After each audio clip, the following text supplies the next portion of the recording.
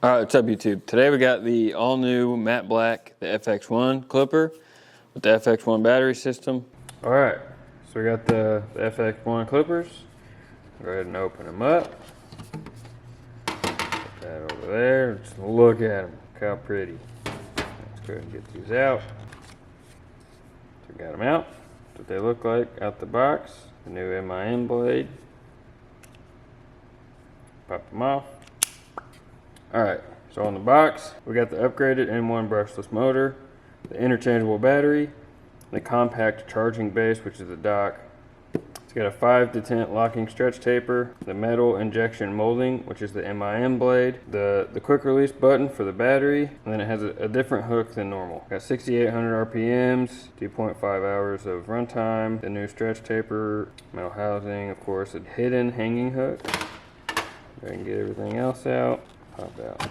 Yep, there's that one. The battery out. Alright, so we got everything out of the box. We got the charging cord for the dock. Put that over there. Of course, we got the guards, clipper oil, the screwdriver, Babyliss screwdriver, an extra blade cushion, and of course the brush. Alright, so here are the new premium guards. They're dark. I don't know if y'all can see that.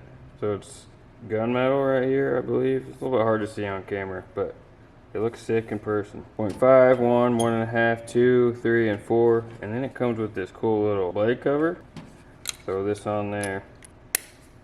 Stick it in the GMB Pro. Ain't gonna go nowhere. You're not gonna chip your blade. Alright, so we're gonna go ahead and get a couple clips of us using this. And we'll come back and I'll let you know how it is. Peace.